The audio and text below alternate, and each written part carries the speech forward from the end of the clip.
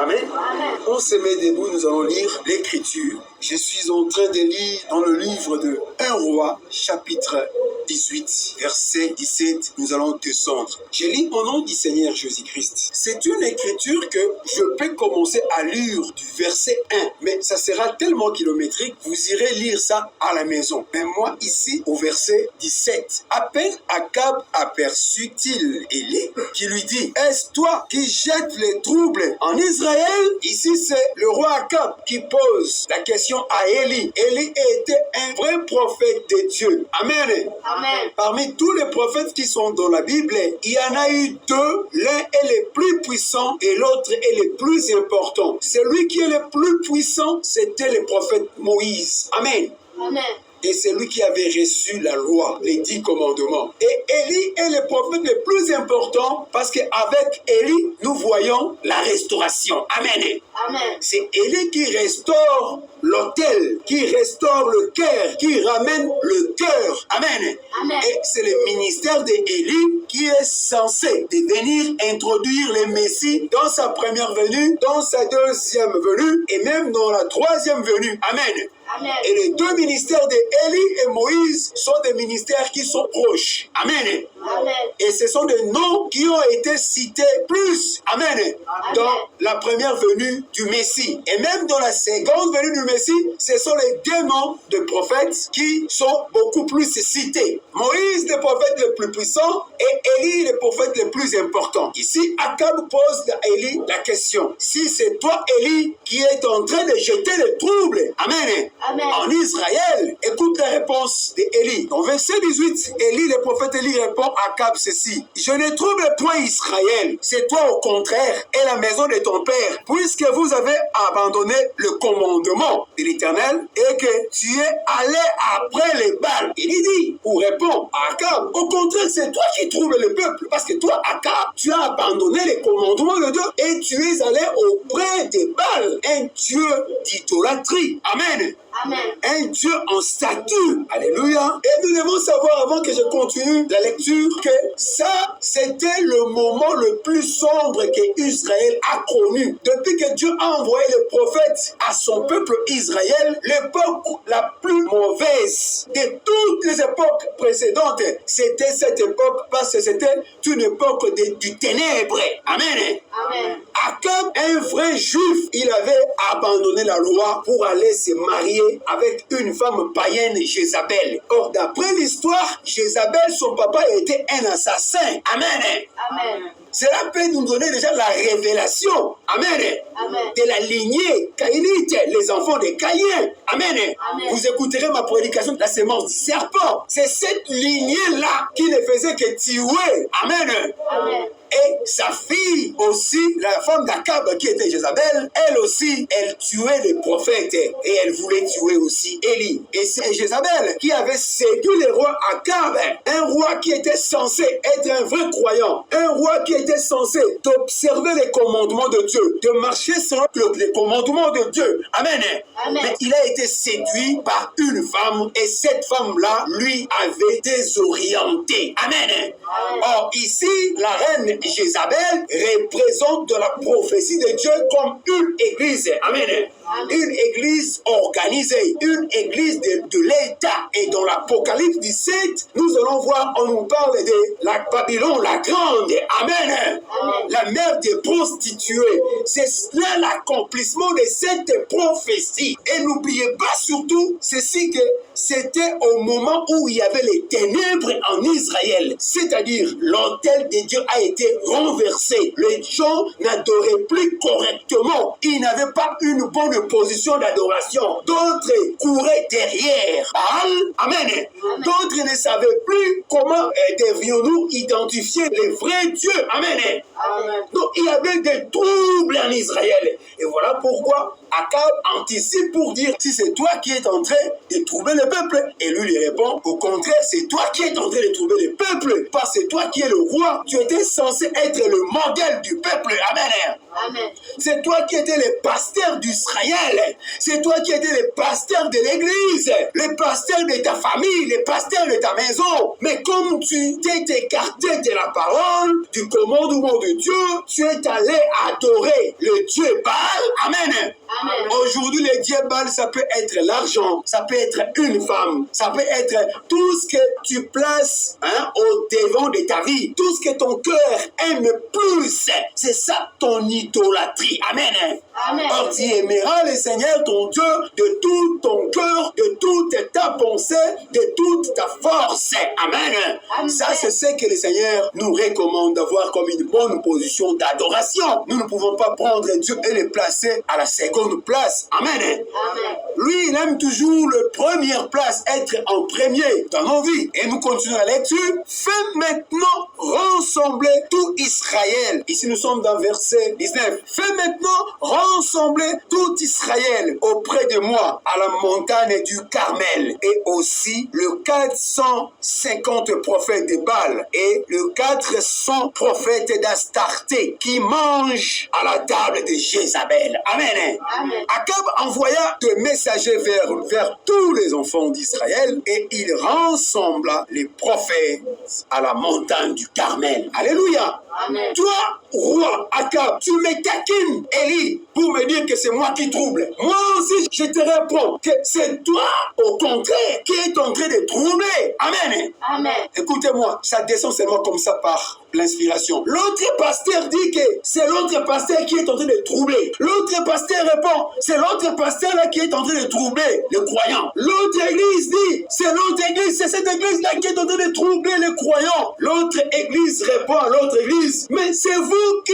êtes en train de troubler les croyants aujourd'hui. Amen.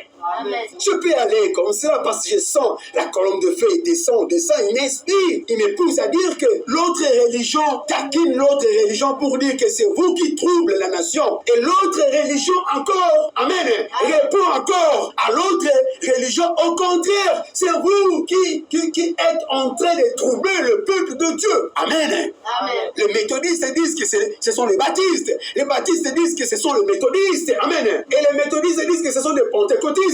Les pentecôtistes disent que ce sont les baptistes. Les gens du message de ce côté-ci disent que ce sont les gens du message de l'autre côté qui troublent les peuples. Et les autres gens encore du message disent au contraire, c'est vous qui troublez les peuples. Amen. Amen. Mais c'est ce qui se passe aujourd'hui, mon frère. Cette écriture ou cette histoire, depuis que cela a été déroulé, son accomplissement, c'est aujourd'hui. Amen. Amen. L'accomplissement de cette écriture, c'est aujourd'hui. Ici, c'était une histoire. Amen. Élie était un prophète de Dieu véritable. Ici, c'était une histoire avec les enfants d'Israël. Mais n'oubliez pas que la vie des enfants d'Israël, leur marche, c'est identique à la marche de l'épouse de l'Église aujourd'hui. Ça, c'était ombre des choses qui devraient arriver. L'accomplissement de cela, c'est, j'ai dit, aujourd'hui. C'est aujourd'hui que nous pouvons dire que aujourd'hui, cette écriture est accomplie. Amen. Amen. Toutes les églises s'accusent. Tous les pasteurs s'accusent. C'est toi qui troubles. C'est toi qui troubles. L'autre trouble. Ce sont toi qui troubles. Oh, c'est au contraire, c'est vous qui troublez. Mais nous allons voir qui est en train réellement de troubler le peuple. Amen. Amen. C'est lui qui trouble. Mais c'est celui qui n'est pas avec Dieu. Mais c'est celui-là que Dieu n'est pas avec lui. Mais c'est celui-là que Dieu ne le confirme pas. C'est celui qui trouble. J'ai toujours dit ceci, que l'appel de Dieu a toujours été surnaturel. Dieu n'appelle pas des serviteurs de Dieu par la voie théologique ou d'une manière là, comment le dirais-je, ou d'une manière ordinaire. Tu as eu beaucoup de temps à lire, et puis tu t'introduis pour commencer à servir le Seigneur. Non, l'appel de Dieu a toujours été surnaturel. Dieu a appelé Noé pour le servir d'une manière surnaturelle. Dieu a appelé Abraham d'une manière surnaturelle. Moïse, c'est surnaturel. Tous les prophètes, c'est surnaturel. Même lui-même, Dieu est venu dans la chair humaine. C'était d'une manière surnaturelle. L'Esprit était descendu sous forme d'une colombe. Ce n'était pas une colombe naturelle comme un oiseau. Non, les gens pensent que c'était un oiseau. Non, c'était l'Esprit de Dieu qui avait pris la forme de la colombe de feu. Une lumière qui a pris la forme de l'oiseau. Amen. Et cette lumière qui est la colombe de feu, parce que la Bible témoigne dit que l'Esprit de Dieu était descendu. Or, un esprit n'a ni chair ni corps. Amen. Amen. mais on dit comme une colombe. C'est par là nous avons la révélation aujourd'hui. C'était la colombe de feu qui était descendue, mais en forme d'un oiseau qu'on appelle la colombe. Voilà pourquoi on dit comme, pas la colombe, mais comme une colombe. Amen. Amen. C'était surnaturel. Quand il a appelé les apôtres, il les a appelés d'une manière surnaturelle. Et avant qu'ils puissent commencer à œuvrer, il leur avait dit, ne quittez pas Jérusalem, allez m'entendre à Jérusalem. Amen. Amen. Et ils sont partis entendre le Seigneur à Jérusalem. Et pour qu'ils puissent commencer à servir, ils attendaient l'auteur de l'œuvre, les donataires de tout don, son auteur. Que son auteur puisse descendre et commencer à agiter, à animer, à bouger. Amen. Les dons qui étaient cachés en eux, ils n'étaient pas introduits directement comme ça pour commencer à prêcher. Ils étaient au moins patients jusqu'à attendre les donataires. Et lorsque les donataires étaient descendus, la Bible dit qu'il est question d'apparition, d'apparaître. Il n'est pas question d'une illusion mentale. Non, il est question que lorsque les donataires étaient descendus pour entrer dans leur cœur, entre eux, ils se sont vus avec des languettes de feu sous la tête de chaque croyant. C'est ce que nous appelons la colombe de feu. C'était subdivisé en plusieurs morceaux pour se superposer sur la tête de chaque croyant qui était là dans la chambre haute. Ils étaient au nombre de 120. Chacun avait sa colombe de feu. La colombe de feu, c'est un signe qui montre que ceux-ci sont mes élus. C'est-à-dire que le ciel témoigne de vous. Lorsque la colombe de feu descend au milieu de nous, lorsque la colombe de feu, le Dieu surnaturel, descend au milieu de nous ou sur ta tête, c'est pour confirmer que je suis avec vous. Et voici mes élus. Amen. Amen. Où je suis entré dans ces hommes, dans leur cœur. Alors pour prouver qu'il est entré dans notre cœur, voilà, il s'est fait apparaître aussi visiblement. Je ne crois pas à un Jésus invoqué aujourd'hui dans les églises où on ne le voit pas. Moi, je ne croirais en aucun jour à un tel Jésus qui est resté seulement un Jésus littéral. Amen. Amen. Avec cette manière de voir les choses-là, de ces Jésus-là, des 4 évangiles, en chair et en os, qui marchaient, ça s'est passé. Il était passé déjà à la croix avec ces corps-là. Il est amorphe, un Dieu qui change de forme. Mais ne vous attendez pas de le voir, de le recevoir à une seule forme. Il change de forme. Aujourd'hui, il a repris sa forme initiale, amen, avec laquelle il était apparu à Moïse, amen. Amen. Et c'est comme il disait que dans peu de temps, le monde ne me verra pas, mais vous me verrez. Le monde qui ne me verra pas, c'est quoi? Les incrédules, les églises qui troublent les gens, les pasteurs qui troublent les gens, ils ne verront jamais le Seigneur. Amen. Amen. Quelle que soit leur confession, mais ils ne verront jamais le Seigneur. Et le Seigneur a dit aux élus, mais vous me verrez. Je serai en vous. Ça, c'est la colonne de feu sous forme du Saint-Esprit. Amorphe. Amen. Le Amen. Dieu qui change le masque. Nous connaissons le film d'Eddie Murphy. Amen. Un prince à New York. Amen. Amen. Un seul acteur, mais il a joué plusieurs rôles. Amen. Amen. C'est ce que Dieu aussi fait. Et je serai en vous. C'est ça, lorsqu'il entre dans ton cœur, dans mon cœur, comme étant la colonne de feu, le Saint-Esprit. Mais avec vous, là, c'est l'apparition. Nous devons le voir avec nous. Ça ne doit pas rester une illusion, des confessions, des blabla, de littérature. Non, c'est une promesse. Le Seigneur est la vérité. Il a dit la vérité. Nous devons vivre sa vérité. Si réellement c'est lui qui nous a appelés dans cette œuvre, parce que beaucoup et plusieurs se sont introduits d'eux-mêmes. En d'autres termes, le diable a introduit ses serviteurs dans le royaume. Et souvenez-vous de Matthieu 13, le fils de l'homme a sémé pendant la journée et le soir, l'ennemi vient aussi s'aimer. Amen. Dieu appelle toujours de manière surnaturelle. Comment les ministres se sont arrivés dans le royaume pour servir et les seigneurs, comment ils ont été appelés par Dieu? Continuons notre lecture. Alors Élie s'approcha de tout le peuple et dit, jusqu'à quand clocherez-vous de deux côtés? Amen. Amen. Voilà les problèmes. Jusqu'à quand clocherez-vous de deux côtés? On ne peut pas servir Christ et Bélial en même temps. On ne peut pas servir deux dieux à la fois. Servir l'argent et servir le Seigneur. On ne peut pas servir la femme et servir le Seigneur. On ne peut pas servir le monde et servir le Seigneur. Amen. Amen. On ne peut pas nous retrouver dans le monde en pataugeant dans le péché du monde, dans l'immoralité, dans l'incrédulité, plein de haine, nos cœurs remplis de plaisir des choses de ce monde. et servir le Seigneur. Ça ne peut pas marcher. On ne peut pas aller derrière la statue tout en croyant servir Dieu qui interdit l'idolâtrie. Et Dieu interdit qu'on ne puisse pas prendre une créature. Amen. Là, nous sommes dans Romains. Qu'on puisse prendre une créature pour commencer à vénérer cette créature-là. Au lieu d'adorer les créateurs, les gens commencent à adorer les créatures. Amen. On ne peut pas aussi prendre un homme et le placer à la place de Dieu pour dire que j'aime cet homme plus que Dieu. Amen. Tu aimeras le Seigneur ton Dieu de tout ton cœur. Et je crois aussi que quand tu aimes un serviteur de Dieu envoyé par Jésus-Christ, tu aimes d'office le Seigneur Jésus-Christ. Comment tu peux aimer ce Dieu invisible que tu ne vois pas? C'est pendant que ton frère qui est en face de toi, tu ne l'aimes pas. Tu le hais. Tu es prêt à le tuer, à l'empoisonner. Tu es prêt à te jalouser de lui. Amen. On ne peut pas. Il dit, jusqu'à quand clocherez-vous des deux côtés? C'est ce qui se passe aujourd'hui. Les gens appuient l'Église. Amen. Amen. Les gens appuient les pasteurs.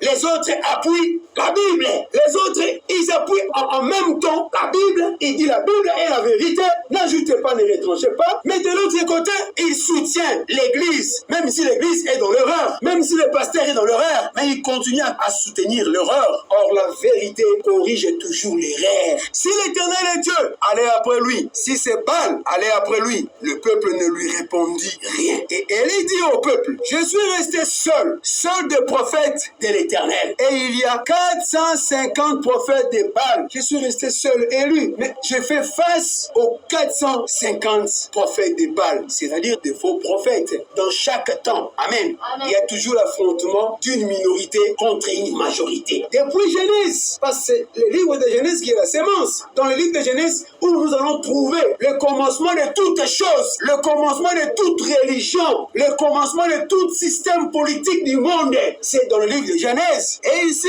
il dit que l'on nous donne deux taureaux, qu'ils choisissent pour eux l'un des taureaux, qu'ils le coupent par morceaux et qu'ils les placent sur le bois sans y mettre le feu. Et moi, je préparerai l'autre taureau et je le placerai sur le bois sans y mettre le feu. Puis, invoquez le nom de votre Dieu. Et moi, j'invoquerai le nom de l'Éternel, le Dieu qui répondra par le feu. Amen. Amen. Le Dieu qui répondra par le feu, c'est celui-là qui sera Dieu. Et tout le peuple répondit en disant, c'est bien, c'est bien. Et il dit aux prophètes de Baal, choisissez pour vous l'un des taureaux, préparez-les premiers, car vous êtes le plus nombreux, et invoque le nom de votre Dieu, mais ne mettez pas le feu. Amen. Ils prirent le taureau qu'on leur donna et les préparèrent, et ils invoquèrent le nom de Baal depuis le matin jusqu'à midi, en disant, Baal, réponds-nous, Baal, réponds-nous. Mais il n'y eut ni voix, ni réponse, et ils sautaient devant l'autel qu'ils avaient fait. À midi, Élie se manqua d'eux et dit, criez à haute voix, puisqu'il est Dieu. Il pense à quelque chose, où il est occupé, où il est en voyage, peut-être qu'il dort, et il se réveillera. Amen. Amen. Élie se manquait de ce faux prophète. Pourquoi? Quelle a été l'assurance d'Élie? Élie avait l'assurance, sachant que lui, il est un vrai prophète. C'est Dieu qui lui avait appelé. Amen. Amen. Mais les autres là, Élie aussi avait la révélation que les autres là, ce n'est pas Dieu qui les avait appelés. C'est un homme qui les avait appelés. C'est la théologie. C'est les églises dénominationnelles, les églises organisées qui les ont appelés. Amen. Ce sont toutes ces églises-là organisées qui ont appelé tous ces prophètes. Élie savait cela. C'est pour dire que même aujourd'hui, un vrai serviteur de Dieu appelé authentique de Dieu, il saura que celui-là, Dieu ne l'a pas appelé. Amen. Parce que Dieu souffle toujours à ses serviteurs. Dieu signale toujours ses serviteurs que celui-là m'appartient, celui-là non. Et toi, tu m'appartiens parce que Dieu confirme toujours ses serviteurs. Et ils crièrent à haute voix et ils se firent selon leur coutume des incisions avec des épées et avec des lances jusqu'à ce que le sang coula sur eux. Lorsque midi fut passé, ils prophétisèrent jusqu'au moment de la présentation de l'offrande. C'est-à-dire que ces faux prophètes-là, après de pratiquer leurs traditions, les incisions et tout, ils ont changé. Amen. Les tactiques, ils commencèrent maintenant à prophétiser. Ils ont prophétisé de midi jusqu'au soir. C'est-à-dire que vers vers 18 heures. Mais il n'y eut ni voix, ni réponse, ni signe d'attention. C'est ce que la Bible dit ici. Il n'y eut ni voix, ni réponse, ni signe d'attention. Quand la Bible dit ici, il n'y eut ni voix, c'est-à-dire qu'il n'y a pas de message. Ils n'ont pas eu le message. Ils ont crié. Mais où est le message? Amen. Amen.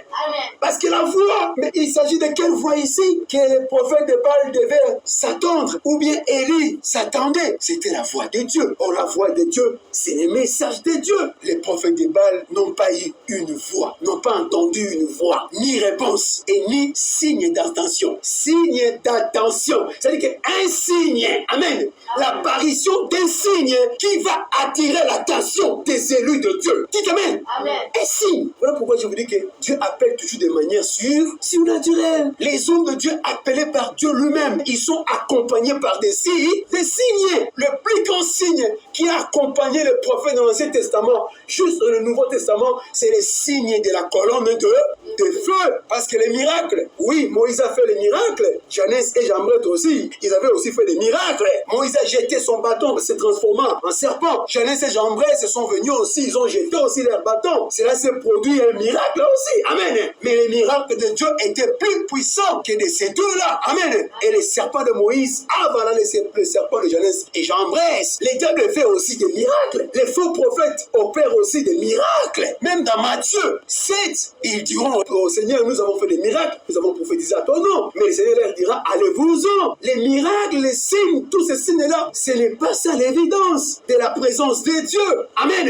Amen. Mais les signes initiaux authentiques, c'est les signes de la colonne de feu. Et derrière chaque colonne de feu, il y a toujours une voix. Où la voix peut précéder et les signes sont pour confirmer. Ou bien les signes peuvent anticiper et une voix sort derrière ces signes-là. Et le rôle de ces signes-là, c'est pour attirer l'attention.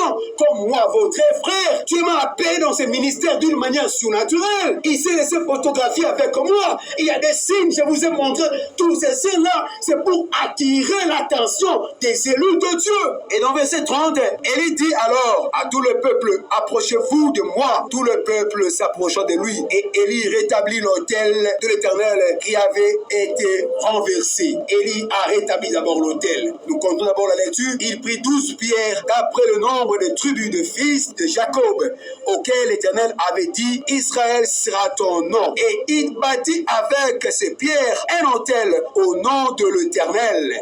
Il fit autour de l'autel un fossé de la capacité des 2 mesures de sémence. Il arrangea le bois, coupa les taureaux par morceaux et les plaça sur le bois. Puis il dit, remplissez d'eau 4 cruches et versez-les sur l'holocauste et sur le bois. Il dit, faites-les une seconde fois. Et ils les firent une seconde fois. Il dit, faites-les une troisième fois. Et ils les firent une troisième fois. L'eau coula autour de l'autel et l'on remplit aussitôt le fossé. C'est-à-dire que lorsqu'on a renversé ces eaux-là, cela était descendu jusqu'au niveau de 2 fossés-là et remplir le fossé. Au moment de la présentation de l'offrande, c'est-à-dire que le soir, parce que l'offrande dans la Bible, on les présentait toujours le soir. Vers le soir, l'offrande du soir. Alléluia. Amen. Élie, le prophète s'avançant et dit, l'Éternel est Dieu d'Abraham, d'Isaac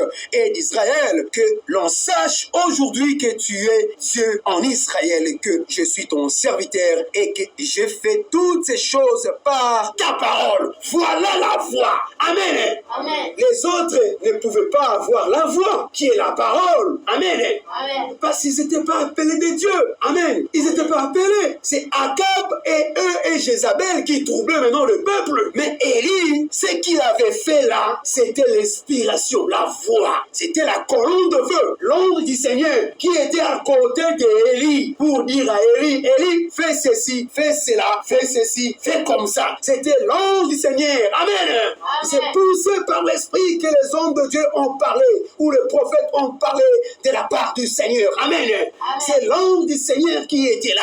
Vous me poserez la question, où est-ce qu'on nous montre que c'est l'ange du Seigneur? Je vous dis, mes frères, lisez entre les lignes. Amen. Si vous lisez entre les lignes de la Bible, vous verrez que c'était l'ange du Seigneur qui était là à côté de lui pour lui dire, Élie fait ceci. Tout ce qu'Élie avait fait là, c'était poussé par l'Esprit. Et l'Esprit, c'était l'ange du Seigneur, la colonne de feu. Amen. Réponds-moi, Éternel. Réponds-moi, afin que ce peuple reconnaisse que c'est toi, Éternel, qui est le Dieu, et que c'est toi qui ramène le cœur. Amen. Amen. C'est lui qui ramène le cœur. Si lui ne te ramène pas le cœur, tu seras parmi les 450 prophètes de Baal et 450 prophètes d'Astarté. Si lui il ne ramène pas ton cœur, tu seras un pasteur dénominationnel, un pasteur organisé, un pasteur à Babylone. Amen. Tu seras un pasteur méthodiste, tu seras un pasteur baptiste, tu seras un pasteur jéhoviste. Amen. Amen. Tu seras un pasteur de l'église dénominationnelle, les églises de réveil soi-disant. Tu seras un pasteur théologien, un pasteur qui trouble, qui ne connaît pas l'évangile. Il n'est pas appelé par Dieu. Tu vas troubler le peuple de Dieu. Le peuple de Dieu croira que tu as la vérité parce que tu tiens la Bible avec un beau cravate là, avec un français raffiné. Tu vas séduire le peuple de Dieu avec des beaux habits, une belle apparence. Mais tu n'es pas appelé, tu vas troubler. Voilà pourquoi vous permettez, vous laissez les femmes prêcher dans la chair. Amen. Amen. Voilà pourquoi vous laissez les femmes avec des pantalons dans l'église, des femmes maquillées avec toutes ces peintures dans leur visage, parce que vous n'êtes pas appelés pour ramener le cœur. Nous devons ramener le cœur. Dieu nous a appelés, nous a établis pour ramener le cœur. Où? Ramener le cœur des enfants de Dieu. Où? À Vatican, à Babylone, dans l'organisation. Mais non, pasteur, ramener le cœur de gens où? Seulement dans beaucoup de prières, beaucoup de jeûnes, beaucoup de festivités. Ramener les cœurs des enfants de Dieu où? Derrière toi, pasteur, ou à une église. Ramener les cœurs des enfants de Dieu dans le baptême du Saint-Esprit. C'est là où il faut ramener les cœurs des enfants de Dieu. Ramenons le cœur des enfants de Dieu dans la repentance. C'est ça le plan biblique. Ramenez leur cœur dans la repentance. Ramenons leur cœur dans le baptême du Saint-Esprit. Ramenons leur cœur dans la nouvelle naissance. Que les enfants de Dieu puissent changer complètement. Qu'il y ait une différence entre nous, des chrétiens, et la mondanité ou le monde. Verset 38. Et le feu de l'Éternel tomba et il consuma l'holocauste, le bois, le pierre et la terre, et il absorba l'eau qui était dans le fossé. Quand tout le peuple vit cela, ils tombèrent sur leur visage et dirent, c'est l'Éternel qui est Dieu, c'est l'Éternel qui est Dieu. Mettons-nous debout, nous allons prier. Ça, c'était la lecture et nous allons maintenant prier pour entrer dans la prédication. Prions. Bien-aimé Père Céleste, c'est toi qui as voulu que ce moment soit ainsi. Nous sommes venus dans ta maison pour écouter tes oracles. Oui, l'Écriture dit les mêmes choses, mais qui sont saluteurs. Seigneur, nous t'implorons ta miséricordieux. Père, ta loi nous incarcérera. Père, ta justice nous condamnera, car ta justice est sévère. Mais nous voulons ta miséricordieux. Toi, oh Père, qui nous avais donné le trône de miséricordieux. Seigneur, que ton trône de miséricordieux nous soit favorable ce soir. Pardonne-nous, Seigneur, parce que le pardon se trouve auprès de toi. N'est-ce pas, c'est toi qui as dit, si nous confessons nos péchés, tu es juste et fidèle pour nous le pardonner. Et si nous arrivons à pécher, nous avons un avocat assis à la droite du Père, c'est Jésus-Christ le juste. Et si notre cœur nous condamne, tu es plus grand que notre cœur. Oh Père, j'ai toujours dit, entre la nuit de Dieu immolé avant la fondation du monde et les péchés, c'est toi qui étais le premier. Entre la maladie et les guérisseurs, c'est toi le guérisseur qui était en premier, et c'est toi qui es au-dessus de tout. Seigneur, sois-nous favorables. Laisse que mon roi, que tes pensées, nous soient accordées ce soir, mon Seigneur. Seigneur, envoie beaucoup de semences ce soir, que nous puissions, mon Dieu, être, oui, tout autour de ta parole. Que toi, la grande colonne de feu qui a écrit la Bible, que tu puisses être avec nous pour nous enseigner, Seigneur, pour nous oindre, mon Dieu, afin que nous puissions parler de ta part. Seigneur, que ceux qui sont incarcérés soient délivrés au nom de Jésus-Christ en écoutant la parole. Que ceux qui sont malades ici soient guéris, que ceux qui sont, mon Dieu, mon roi, captifs soient libérés. Seul, mon Seigneur, remplis des Saint-Esprit ceux qui ne sont pas remplis. Seigneur, ouvre-nous, exerce les oreilles de tes enfants pour qu'ils puissent entendre comme les disciples écoutent. Circoncis ma langue, mon Seigneur, mais seulement tes pensées en moi, Seigneur. Toi qui interprètes ta propre parole, toi, glorieux Saint-Esprit, le prophète de tous les âges, sois le prophète en ce lieu, Seigneur, et que le bénédiction céleste, mon Seigneur, puisse être déversée en ce lieu, mon roi. Même ceux au loin qui écouteront cette prédication, Seigneur, laisse que tu puisses augmenter la foi de tes enfants, que tu relèves, mon Dieu, que tu bénisses tes ministères, oh Seigneur. Assistez-nous de lui à la fin et nous nous recommandons en toutes mains. Toi, la tête, Christ, l'intelligence, mon Seigneur. Oui, mon Dieu, conduis-nous ce soir, mon Dieu, à te servir, mon Dieu, mon roi, et que la flamme de feu puisse descendre ici pour confirmer, mon Dieu, mon roi, cette adoration, mon Dieu, ainsi que tu puisses consumer l'autel de nos cœurs et que nos cœurs changent en pierre, en chair, et que, mon Seigneur, que tu déverses, mon Dieu, ton sang. Ainsi, je chasse, mon Dieu, tout esprit qui ne confesse pas ta Seigneurie en cet endroit. Sois avec nous depuis à la fin. Nous t'invitons, Seigneur, pour que tu prêches toi-même ta propre parole. Au nom de Jésus-Christ. Amen. Mettons-nous. Et voilà, nous sommes maintenant au dedans de notre prédication pour continuer. Et comme je disais, mes frères, cette histoire, c'est une histoire qui s'accomplit aujourd'hui. Et vous remarquerez qu'on parle du soir ici. Amen. On parle de ramener le cœur et de rétablir l'autel. Alléluia. Et si je peux reprendre encore là où j'étais au tout début de ma lecture, Akab dit à Élie qu'Élie était en train de troubler le peuple. Et dans le Nouveau Testament, nous voyons de tels avertissements que Paul déjà avertissait le peuple de Dieu de son temps, pas seulement de son temps, parce que cette écriture que Paul avait écrite ici, c'était aussi pour notre instruction aujourd'hui. Amen. On peut lire dans Galates chapitre 1, Paul dit ceci: non pas qu'il y ait un autre évangile, mais il y a des gens qui vous troublent. Il y a des gens qui vous troublent et qui veulent renverser l'évangile de Christ. Déjà au temps de Paul, les gens étaient troublés. Les gens étaient troublés parce qu'il y avait des troubleurs au milieu du peuple. Et c'était avec quoi ils troublaient les enfants de Dieu à l'époque de Paul? C'était avec un évangile qui n'était pas conforme à l'évangile de Pierre, de Paul, de Jean, de Jacques. L'histoire se répète aujourd'hui. Les gens sont troublés. Je vous dis, frère, dans le monde de la religion. Mes frères, il y a des troubles. Voilà pourquoi nous avons plusieurs églises dans un même quartier. Ce n'est pas mauvais. Dans une même avenue, plusieurs églises, plusieurs croyances, plusieurs confessions, des foi différentes. Amen. Avec des pratiques qui ne sont pas les mêmes ou des pratiques qui ne sont pas des pratiques bibliques. Parce que c'est la Bible qui est le modèle. La Bible telle que vous la voyez là, mes frères, je vous dis, la Bible est écrite sous forme du trône. Amen. Amen. Parce que dans l'Apocalypse chapitre 4, nous voyons le trône de Dieu. Dieu au milieu. Nous voyons les 4 êtres vivants. Et nous voyons la ceinture des 24 vieillards. Et après cette ceinture, il y a maintenant cette troupe de myriades et myriades d'anges qui adorent le Seigneur. Ça, c'est le trône de Dieu. Parce que la voix avait dit à Jean, monte ici. Je te ferai voir les choses qui vont arriver.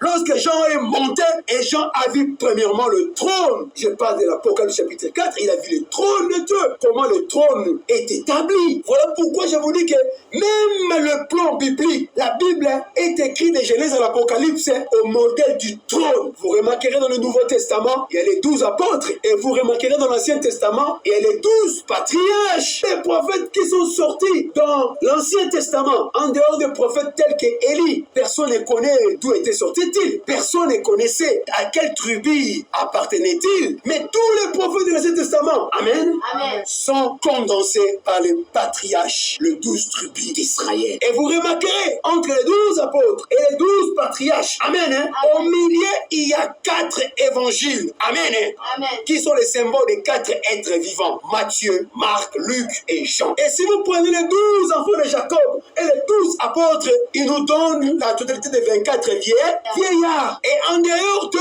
il y a maintenant ceux-là qui sont appelés dans tous ces âges-là, les enfants de Dieu. C'est-à-dire que ceux-là qui étaient préparés pour écouter tous ces prophètes-là, et ils étaient le symbole des anges. Amen. Et ici, comme je l'ai dit, les troubles étaient partout. C'est comme aujourd'hui, Paul dit qu'il y a des gens qui vous troublent. Il y a des troubles dans le christianisme. Chaque église a sa croyance, a sa manière de pratique, a sa manière d'adorer le Seigneur. Et vous remarquerez que l'adoration ici, c'est différent de l'adoration qui s'est fait là-bas. L'adoration qui qui se fait là-bas, c'est différent de l'adoration qui se fait de l'autre côté. Mais c'est ce qui se passe. Il y a les troubles. Voilà pourquoi le diable s'est profité de ça pour affaiblir même la foi de plusieurs. J'ai entendu des gens me dire que, en tout cas moi, je ne veux plus continuer à aller à l'église à cause de tous ces troubles qui se manifestent parmi le peuple de Dieu, parmi les églises. Pourquoi toutes les églises n'ont pas la même adoration, n'ont pas la même foi, n'ont pas la même confession, n'ont pas le même évangile? Et c'est une question que je me pose. Voulons-nous nous comparer à qui parmi les pasteurs et parmi les églises? Quelle est cette église-là sur la terre aujourd'hui? Amen. Dans ces temps de ténèbres où que Dieu l'a choisi pour être le modèle pour les autres. Quelle est cette église-là? Est-ce qu'il y a une église quelconque? Là, moi, je dirais, même nous sommes écartés de cela. La seule église qui peut être le modèle pour toutes les autres églises, c'est l'église biblique. Amen. Amen. C'est l'église qui est dans la Bible qui doit être le modèle pour toutes les autres églises qui viendront. Alléluia. Amen. Et c'est les apôtres et les prophètes de la Bible qui doivent être des modèles pour tous les pasteurs, tous les prophètes, tous les apôtres, tous les évangélistes de notre terre qui viendront. Nous ne pouvons pas avoir un autre modèle ou un autre plan. Je ne peux pas m'autoproclamer que je suis un tel. Je suis appelé à prêcher, cependant que mon évangile n'est pas identique à l'évangile de Paul ou à l'évangile de la Bible. C'est qu'il y a quelque chose qui ne va pas. Je suis dans les troubles. Nous ne pouvons pas nous proclamer que nous sommes l'église, nous sommes des vrais, nous sommes dans les vrais. Cependant que nous ne nous conformons pas avec la Bible. Parce que c'est la Bible qui est le plan, c'est la Bible qui est le trône de Dieu. Nous allons le voir ici. Il y a des troubles partout. Il y a des gens qui troublent, qui veulent altérer l'évangile. Et l'évangile ne consiste pas seulement en paroles. Non, nous ne voulons pas ces genres d'évangile où il y a que de la littérature. De janvier au mois de décembre, il n'y a que de la littérature. Il n'y a pas la manifestation de la puissance. Il n'y a pas l'apparition de la colombe de feu. Il n'y a pas l'apparition des signes qui attirent l'attention. Amen. Amen. Non, Paul dit que l'évangile ne consiste pas seulement en parole. C'est-à-dire qu'il n'exclut pas, il n'écarte pas la parole de Dieu. Il dit que l'évangile, ça doit être la parole plus la puissance. Et l'évangile dans la Bible a été promis auparavant. Amen. Amen. Tout ce que nous voyons Élie avait fait ici, par exemple dans un roi, c'était la promesse de l'évangile qui viendra, l'évangile du feu. Quand on voyait Abel offrir l'agneau, c'était la promesse de l'évangile. L'évangile a été promis. Et quand nous voyons la vie de chaque prophète dans l'Ancien Testament, leur vie, amen, leur vie était le type de l'évangile. Or, chaque prophète, il était une portion de la parole de Dieu manifestait en même temps la dynamique en lui. Aucun prophète de la Bible, de l'Ancien Testament, il était seulement un verbeux ou bien un parolier. Non, ils étaient des gens remplis de la parole et remplis de la puissance. Et même lorsque cela est atterri dans le Seigneur Jésus-Christ, c'est lui qui est l'évangile qui a été promis. Le Seigneur Jésus-Christ était à la fois mécanique et dynamique, à la fois la parole, la puissance. Même les apôtres, ils étaient la mécanique et la dynamique ensemble. D'où vient-il ces genres de l'évangile où il y a seulement la mécanique parlait de littérature, mais il n'y a pas la manifestation de la puissance de la résurrection que j'appelle aussi la puissance de la transformation qui peut arracher les pantalons des femmes et faire porter aux femmes des habits de la manière décente, qui peut enlever les maquillages des femmes. Amen. Quelle est cette puissance-là? Où est cette puissance-là dans l'Église aujourd'hui? Qui peut ôter la sorcellerie dans le cœur de l'homme? Qui peut ôter le cœur de pierre de l'homme pour en faire un cœur de chair? Où est cette puissance-là aujourd'hui? Où les gens viennent au Seigneur, ils ne retournent pas à l'état où ils sont venus. Tu viens au Seigneur comme ça, une fois, deux fois, trois fois, tu écoutes les Saint-Esprit parler avec la puissance et ta vie change. Amen. La puissance de Dieu te touche le cœur et tu te répands. Tu fais la confession, tu acceptes l'eau et on te pose des mains ou après tu reçois la puissance du Saint-Esprit en toi. Où est cette puissance-là? Amen. Il y a des gens qui vous troublent. Lisons un peu dans Galates 5. Dans Galates 5, on dit ceci. Galates 5, on dit ceci. J'ai cette confiance en vous, dans le Seigneur, que vous ne penserez pas autrement. Mais celui qui vous trouble, quel qu'il soit, emportera la peine. On saute dans 12. Puisse-t-il être retranché ceux qui mettent des troubles parmi vous. Amen. Amen. Nous allons lire maintenant dans 2 Thessaloniciens chapitre 2. Il dit ceci. Pour ce qui concerne l'avènement de notre Seigneur Jésus-Christ et notre réunion avec lui, nous vous prions, frères, de ne pas vous laisser facilement ébranler dans votre bon sens et de ne pas vous laisser troubler, soit par quelques inspirations. Amen. Amen. Il y a des inspirations qui troublent le peuple de Dieu aujourd'hui, soit par quelques paroles ou par quelques lettres qu'on dirait venir de nous, comme si les jours du Seigneur étaient déjà là. Il y avait des lettres, il y avait des paroles, il y avait des inspirations. Voilà les choses qui troublent le peuple. À l'époque déjà de Paul, ça a troublé. Amen. À l'époque de Paul, il y avait déjà ces inspirations-là, ou ces paroles-là, ou ces lettres qui troublaient les gens. On peut dire des brochures à l'époque de cette époque-là qui troublaient le peuple de Dieu. Et dans les contenus de toutes ces paroles-là, ou ces inspirations-là, ou toutes ces lettres-là, il se disait que le jour du Seigneur est déjà venu, est déjà là. Alléluia. Et les gens étaient troublés. Et c'est comme aujourd'hui, il y a quelques inspirations sorties de quelques pasteurs, il y a quelques lettres aujourd'hui sorties de quelques pasteurs, ou il y a quelques paroles sorties de quelques pasteurs, prophètes, docteurs, apôtres, évangélistes qui font troubler le peuple de Dieu. Mais où est la vérité? Et en troublant le peuple de Dieu, qu'est-ce qui est arrivé? Cela maintenant a amené les gens dans plusieurs positions. Et il dit que jusqu'à quand vous serez dans deux côtés? Jusqu'à quand? Parce que les gens étaient troublés. Vous savez pourquoi aujourd'hui les gens que nous appelons de croyants ont de fausses expériences? Beaucoup ne sont même pas nés de nouveau, mais ils pensent qu'ils sont nés de nouveau parce qu'ils vont à l'église, ils prient, ils font des jeûnes, ils pensent que c'est ça la nouvelle naissance, ou parce qu'il est baptisé par le baptême de l'immersion au nom du Seigneur Jésus-Christ, ils pensent que c'est ça la nouvelle naissance. Si vous savez pourquoi les gens prient mal aujourd'hui, tout cela c'est à cause des fausses inspirations, à cause des fausses paroles, amen, des fausses lettres. C'est ça qui est à la base. C'est-à-dire que tout cela commence ici du haut de la chair. Si celui qui est derrière la chair ici, il n'est pas appelé de la manière surnaturelle, il va troubler le peuple. Voilà pourquoi nous avons plusieurs églises au Congo, en Afrique, dans le monde entier, mais avec plusieurs évangiles, plusieurs confessions, plusieurs pratiques. Et prenez toutes ces pratiques-là et essayons de comparer ça aux pratiques bibliques. Vous allez voir qu'ils sont troublés. Ma prédication, mes frères, peut-être j'ai commencé seulement comme ça à lire, c'est la manière dont l'Esprit m'a conduit. Parce que le sujet clé de toute prédication, c'est Jésus-Christ. C'est lui qui est l'acteur principal.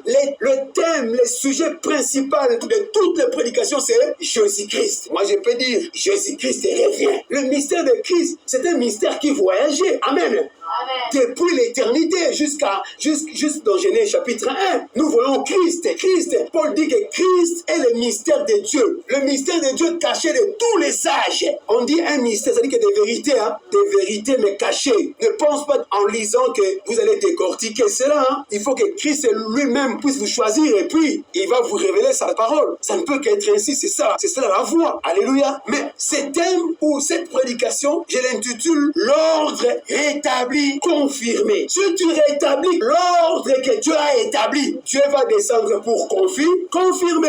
Mais si tu ne rétablis pas l'ordre, Dieu ne va pas confirmer ton ministère. Dieu ne va pas confirmer votre église. Quel que soit, vous allez crier, nous sommes l'église du message. Dieu nous a envoyé un prophète. Oui, les diables aussi croient que Dieu avait envoyé un prophète. Je crois le message. Je suis baptisé par le baptême de l'immersion au nom du Seigneur Jésus-Christ. Les diables aussi croient cela. Les diables aussi acceptent le baptême, s'il vous plaît. Parce que même dans le message, les diables ont introduit les troubles. Même dans les messages, les gens sont en deux tendances. Amen. Les gens se retrouvent dans deux côtés dans le message ici. Cela n'a pas commencé aujourd'hui. Même à l'époque de lui-même, le prophète William Branham. Amen. Des troubleurs étaient là qui essayaient de le lever en titre de Dieu. Mais il leur avait résisté fermement. Après sa mort ou son départ, nous avons eu notre frère Coleman Coleman aussi, le noir américain. Amen. Le même démon était encore manifesté à son époque. Amen. Pour troubler les enfants de Dieu en disant que c'est Coleman qui est le 8e messager. Or, selon l'ordre et le plan, il n'y aura pas un 8e messager. Et notre frère Coleman leur avait aussi résisté fermement. On arrive aujourd'hui, le même démon-là change encore de forme. Il entre dans l'église pour troubler le peuple de Dieu. Amen. Amen. Les gens commencent à se tirailler. Ou qui est celui qui était censé devenir après Malachie 4? Amen. Les gens ont lu les citations. Ils n'ont pas bien lu avec les lunettes du prophète. Ils ont fait leur lecture sans être accompagnés par l'ange du Seigneur, qui est le Saint-Esprit, l'auteur de la parole. Amen. Amen. Et quand ils ont lu, voilà, cela est devenu comme une poire arrachée. Ce prédicateur, il veut attirer de son côté pour dire que c'est lui qui est le remplaçant. L'autre aussi se tiraille. Il dit que c'est lui qui devait venir après. Que la gloire soit rendue au Seigneur. L'auteur de l'œuvre est descendu à un groupe de gens pour nous souffler que c'est le Saint-Esprit qui est le prophète de tous les âges. Amen. Amen. Même à l'époque de Paul, c'était le Saint-Esprit qui était le prophète. Amen. Amen. Au temps d'Irénée, c'était le Saint-Esprit qui était le prophète. Au temps de Jean-Baptiste, c'était le Saint-Esprit qui était le prophète. Oui. Amen. Amen. Au temps de Noé, Moïse, Abraham, Isaac, Jacob, Ézéchiel, Habakkuk, Symphonie, c'était toujours le Saint-Esprit qui était le prophète. Amen. Au temps d'Adam, c'était toujours le Saint-Esprit qui était le prophète. Au temps de William Marion Branham, c'était le Saint-Esprit qui était le grand prophète.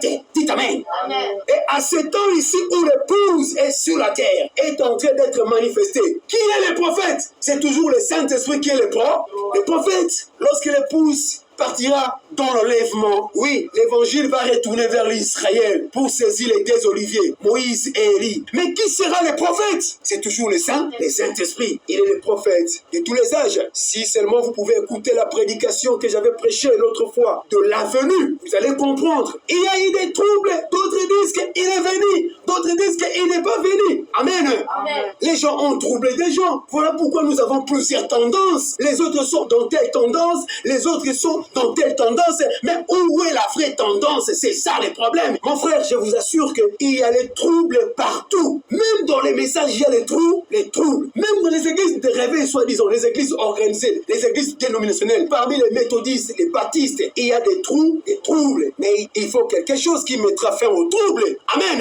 Amen. Et là maintenant, nous revenons dans la Bible pour voir qu'est-ce qui va faire arrêter ces troubles-là. Ce qui va arrêter les troubles, c'est lorsque toutes les églises, tous les pasteurs monteront sur le mont Carmel. Notre mont Carmel aujourd'hui, c'est le lieu d'adoration, là où nous adorons. Les églises adorent où? Les autres pensent que s'ils vont à Mangengue, c'est le vrai lieu. Les autres pensent que c'est à Luzizi, là. Les autres pensent que si nous allons à Rome, c'est l'unique bon lieu où il faudrait aller adorer. Les autres pensent que si nous allons à Jérusalem, c'est là où il faut adorer. Or, ils oublient que le Seigneur avait dit que l'heure vient et elle est déjà venue où les vrais adorateurs adoreront le Père en esprit et en vérité. Vous voyez? Là, il faut adorer. Si vous voulez être un vrai adorateur, commencez d'abord à être en esprit. Entrer en esprit. Entrer en esprit, ça veut dire quoi? Être baptisé du Saint-Esprit authentique et biblique.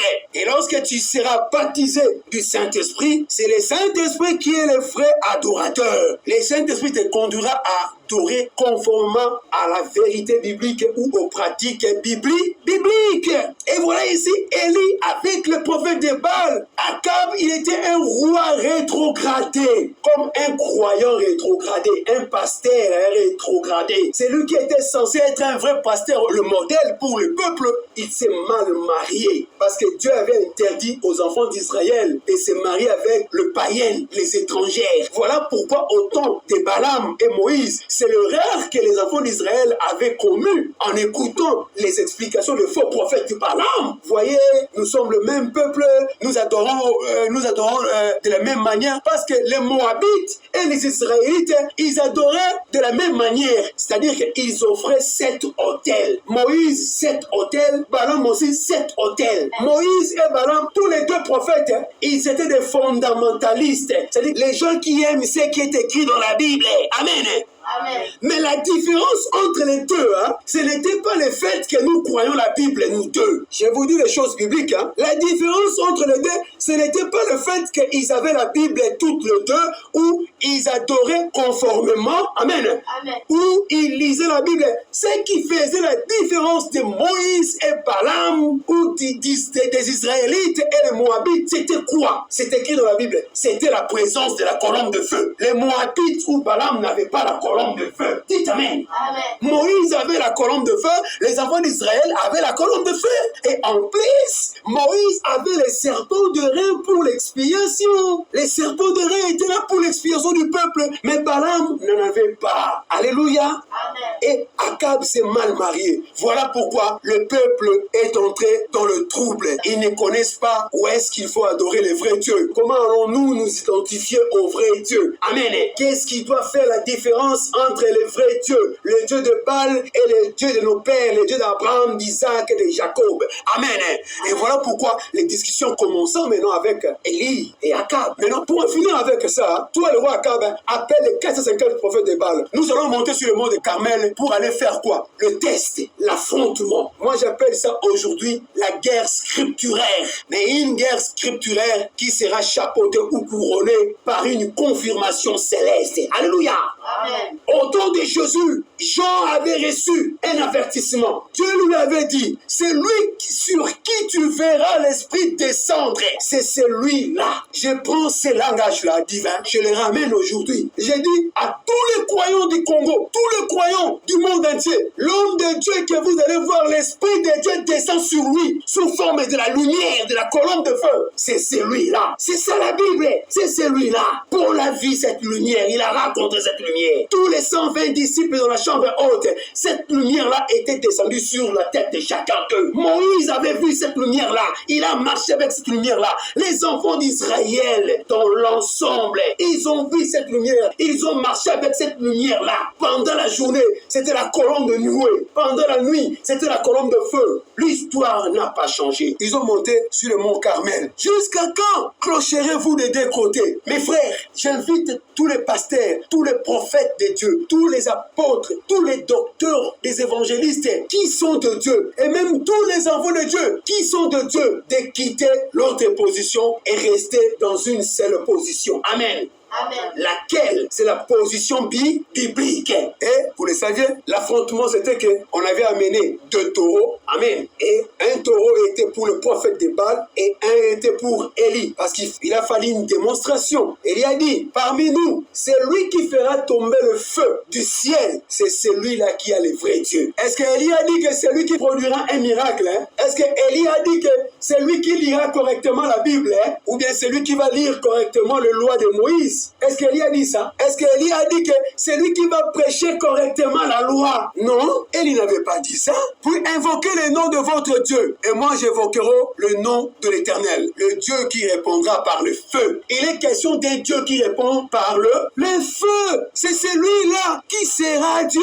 On a dit à Jean, celui que tu verras l'Esprit descendre. C'est celui-là qui baptise du feu. Amen. Amen. L'évangile est simple. C'est lui que vous verrez. Il est question de voir avec les 2 yeux. Pas question des illusions ici, de voir. C'est lui que vous verrez. L'Esprit descendre. L'Esprit ne se voit pas. Mais Dieu nous fait quand même grâce. Dieu pourvoit un moyen que nous puissions voir l'Esprit. Le Saint-Esprit qu'on ne peut pas voir. Dieu effraie toujours de voir. Dieu donne toujours des solutions à ses enfants pour que ses enfants ne puissent pas être restés dans le trouble, dans le ténèbre. Dieu fait en sorte que au temps de Jésus, l'Esprit qu'on ne peut pas voir, qui ne se voit pas, l'Esprit est descendu sur la tête de Jésus, sous forme comme une colombe. C'est-à-dire que quand tu vois cette lumière-là en forme de colombe, c'est ça l'Esprit. Quand les enfants d'Israël voyaient la colombe de feu sur leur tête, c'était ça la présence de l'Esprit de Dieu à l'intérieur là. Parce que c'était un feu surnaturel. Voilà pourquoi ici encore il est question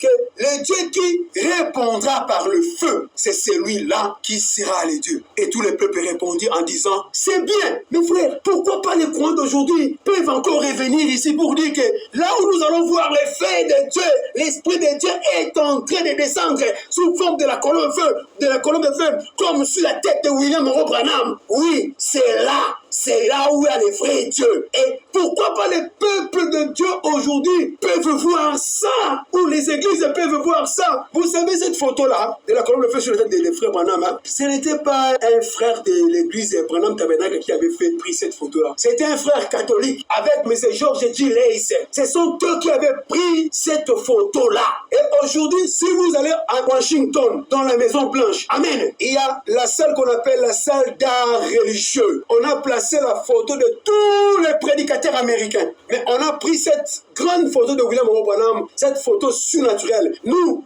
l'appelons, c'est la photo de Dieu, la photo où Dieu s'est photographié avec un homme. On a juste placé cette photo-là derrière la chaire où tout président américain signe les livres d'or. Amen. Amen.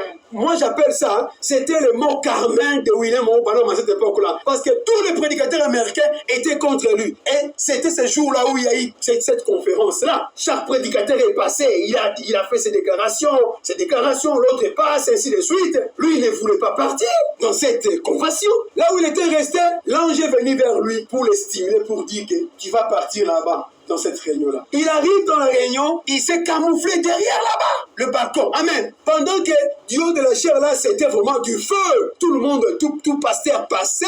Les autres les critiquaient, les dénigraient, voire même. Mais il est resté humble. Humble, je vous dis, mes frères. Et jusqu'à ce qu'un pasteur là intervenu et il a commencé. Nous avons besoin de notre frère Bill. Où est-il? Est-ce qu'il est dans la salle? Est-ce qu'il peut venir pour défendre? Amen. Il s'est caché, il ne voulait pas le faire. L'ange du Seigneur est venu encore vers lui. Parce que c'est un homme qui est appelé surnaturellement. Hein? Il avait fait l'expérience avec le surnaturel. Et il comprenait lorsque l'ange est venu, est à côté de lui. Regardez ces vidéos, toutes ces vidéos de prédication. Vous allez voir qu'il prêche à la fin comme ça. Il dit que je suis votre frère. Ce n'est pas moi qui discerne. Amen. Ce n'est pas moi qui fais tous ces miracles. C'est celui-là. Je l'attends. Amen. C'est celui-là. Je l'attends. Il attendait qui? L'ange du Seigneur. Frère Omega, qui est l'ange du Seigneur? Mais c'est le Seigneur Jésus-Christ sous forme de la colonne de feu. Et lorsqu'il venait, il était prêt maintenant de dire à l'auditoire que je le sens, il est déjà à côté de moi ici, à ma droite. Amen. Amen. Même quand une sœur ou un frère vient vers lui comme ça pour qu'il soit discerné, amen, les gens sentaient la présence angélique et il leur posé la question, vous sentez qu'il y a quelque chose ici? La personne répond oui, amen. L'ange est allé encore le toucher pour le faire mettre debout et il est passé à la chair. Il a commencé à parler avec beaucoup d'humilité, avec beaucoup d'amour, l'âge de l'amour fraternel. Alléluia. Amen. Aimez les frères, même s'ils vous traitent en Belzéboul, même s'ils vous haïssent, amen, même s'ils vous rejettent, toi continue toujours à aimer les frères. Amen. Amen. Et lorsqu'il parlait, et l'ange du Seigneur est monté jusqu'à du haut de l'estrade. Amen. Et jusqu'au-dessus de sa tête. Lui, il ne savait pas. Et tous les prédicateurs qui étaient là, ils ne voyaient pas. Mais les agents de FBI étaient là. Amen. Et des frères catholiques qui travaillaient dans l'FBI, ils étaient là. Amen. Ils étaient en train de capturer des photos. Ils ont capturé des photos et la réunion a pris fin. Chacun a été congédié chez lui. Eux, ceux-là qui avaient capturé les photos, ils sont partis avec des photos. Ils ont amené le pellicule là dans leur laboratoire pour examiner. Amen. Afin que ça devienne des produits, des photos finies. Et voilà, lorsqu'ils ont amené cela dans leur laboratoire, et la science leur a fait montrer ce qu'elle avait pu capturer ces jours-là dans la salle. Ils ont regardé la photo, ils disent, non, ça c'est quoi ça? Ils ont amené encore la photo dans le laboratoire à Douglas pour aller revérifier. Et les hommes de la science ont été vaincus par leur propre science. Amen.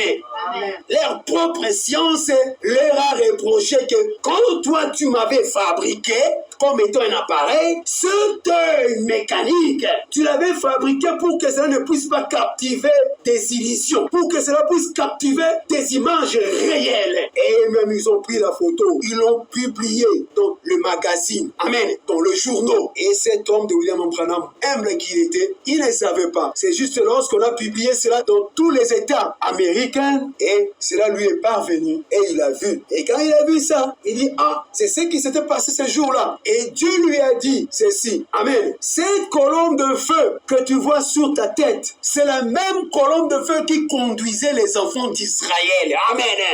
Amen. c'était descendu ce jour-là, ou à Paris, pour confirmer le ministère de William Branham devant tous les prédicateurs américains. Amen. Voilà pourquoi le gouvernement américain a fait les investigations. Il a trouvé que nous avions eu des pasteurs dans ce pays. Il n'y en a jamais eu un comme cet homme de William Mario Branham. Amen. Mais un homme humble, il ne s'est jamais glorifié. Amen. Il avait reçu l'esprit d'Élie. Amen. Pour ramener le cœur des enfants à leur père. Malachie chapitre 4. Je vous enverrai Élie. Il ramènera le cœur de père à leurs enfants. Là, il s'agissait de l'esprit d'Élie dans Jean-Baptiste. Amen. Et dans l'autre partie, virgule et de conjonction, et il ramènera le cœur des enfants à leur père. Amen. Ça, c'est le ministère de l'esprit d'Élie vers les gentils que nous sommes, les nations. Et ce ministère s'est accompli dans le ministère de William Marion Branham. Amen. Il a ramené la parole à sa juste place. Voilà pourquoi son ministère était surnaturel. L'apparition des anges. Il a rencontré les 7 anges pour recevoir l'ouverture des 7 sceaux. Amen. Les 7 sceaux de l'Apocalypse chapitre 5 que l'agneau avait pris, il a brisé le sceau. Mais montrez-moi quel est ce pasteur-là que l'agneau lui a révélé tous les sceaux, du premier au 7e sceau. Faisons les investigations, faisons marche en arrière, allons aux États-Unis d'Amérique, allons en Europe, en Afrique. Quel est ce prédicateur-là? Qui? Frère, tu n'as pas fait les investigations. Je te conseille, fais les investigations. Vous allez voir que Dieu a toujours été dans la minorité et non dans la majorité. Amen. Et je reviens ici. Écoutez, le Dieu qui répondra par le feu, pas par la théologie, pas par les explications, pas par des littératures beaucoup. Oui, ce n'est pas mauvais, c'est bien, mais pas seulement avec ça que Dieu confirme. Continuons. Élie dit au prophète de Baal, choisissez pour vous l'un de taureaux. Oui, les prophètes de Baal ont pris un taureau. Ils ont morcelé le taureau. Ils ont morcelé le taureau et ils ont commencé à invoquer le Dieu Baal. Amen. Et la Bible dit que non, ils ont commencé à invoquer. Ça n'était pas toujours, il n'y avait pas toujours de réponse, ni une voix, ni un message. Ils ont changé, ils ont modifié l'adoration. Ils ont introduit les traditions. Est-ce que pour notre adoration, nous avons besoin de traditions? Nous n'avons pas besoin de traditions. Mais remarquez aujourd'hui, les églises sont remplies de traditions. La routine, ils ne sont pas ramenés. Ils n'ont pas reçu l'esprit d'Élie dans leur âge. Quand Dieu envoie Élie, si tu ne reçois pas le message d'Élie, mes frères, vous allez adorer. Le feu ne va pas descendre. Parce que Dieu est tellement en ordre, tellement fidèle à son plan. Dieu est le premier croyant de sa propre parole. Il respecte, il croit sa parole plus que même les hommes. La Bible dit que non, ils ont commencé le matin jusqu'à midi. Rien. Et ils criaient très fort. Élie a commencé à se moquer d'eux en leur disant, criez très fort. Peut-être il est parti en voyage. Peut-être il ne vous écoute pas. Criez très fort. Criez à haute voix. Plus qu'il est Dieu, il pense à quelque chose. Il a beaucoup de choses dans sa tête. C'est pour ça qu'il pense à d'autres choses. Voilà pourquoi il est incapable de tirer l'attention à vos cris. Amen. Amen. Et qu'il est occupé. Il est en voyage. Votre Dieu, peut-être il est occupé. Voilà pourquoi il tarde. Il tarde de vous répondre. Comme votre Dieu est en voyage, il tarde de descendre dans l'église pour enlever les femmes le pantalon. Il tarde pour descendre dans l'église. Amen. Et enlever le maquillage des femmes et des boucles d'oreilles. C'est parce qu'il est en voyage. Attendez le jour où votre Dieu sera de retour de son voyage. Et lorsqu'il va entrer ce jour à l'église, il va commencer maintenant à enlever les pantalons et les boucles d'oreilles que les femmes portent là. Amen. Et comme votre Dieu dort, il est en voyage. Voilà pourquoi vous continuez toujours à pécher. Il n'y a pas de frein. Un peuple sans révélation, c'est un peuple sans frein. Vous n'avez pas de frein par rapport au péché. Vous n'avez pas de frein par rapport au match. Vous n'avez pas de frein par rapport au winner. Vous n'avez pas de frein par rapport au péché, au théâtre, à la télévision. Vous n'avez pas frein. Vous n'avez pas frein aux choses du monde, au plaisir du monde, à l'immoralité, à la suie, à l'incrédulité, la haine, la jalousie, les péchés. Vous n'avez pas de frein. Pourquoi? Parce que vous n'avez pas de révélation. Celui qui donne des révélations, il n'est pas avec vous. Voilà pourquoi il est en voyage. Votre Dieu là que vous pensez, il est en voyage. Peut-être qu'il dort, il ne vous répond pas. Voilà pourquoi tu es toujours un frère sorcier dans l'église. Tu fais la sorcellerie à l'église. L'église a fait 5 ans, 10 ans, mais avec toi, tu as la sorcellerie. Tu ne confesses pas. Le pasteur ne sait pas que tu as la sorcellerie. Parce que votre Dieu est parti en voyage. On attend seulement son retour pour qu'il vienne entrer dans l'église et faire manifester les dons. Et qu'il y ait les dons de discernement. Les dons de discernement de prophétie pour te dire que voilà, toi tu es ainsi. Voilà, toi tu fais tel péché, tel péché. Voilà toutes les églises du Congo, de l'Afrique, du monde. Toutes les religions, toutes les églises sans tendance. Même ceux qui disent qu'ils sont dans le message du temps de la fin. Regardez les églises. Amen. Amen. Les gens ne changent pas. Amen. Amen. Les gens sont toujours comme ça. Est-ce que Dieu est parti en voyage? Ou Dieu dort? Ou il est occupé? Qu'est-ce qui se passe? Élie se manquait d'eux. Élie qui se moque des églises aujourd'hui ici, ce n'est pas moi, c'est le Saint-Esprit. Amen. Amen. Le Saint-Esprit, la parole, la colonne de feu, se moque de toutes les églises. Nous sommes l'église du message, nous sommes l'église du réveil. Les gens dansent son esprit, il y a des prophéties. Mais où est parti Dieu? Il est parti en voyage. Il faudrait qu'on attende son retour. Où est parti Dieu? Pour que Dieu révèle le péché parmi ceux qui dansent en esprit. Pour révéler les péchés parmi ceux qui prophétisent, qui discernent à l'église. Nous discernons à l'église, nous prophétisons à l'église, nous dansons en esprit à l'église, mais avec des péchés en nous, avec des péchés inconfessés, des péchés cachés, mais tout en ayant l'onction de l'âge qui se manifeste en nous. Nous prophétisons, nous discernons, nous dansons en esprit, mais avec des péchés déconfessés. Où est parti Dieu?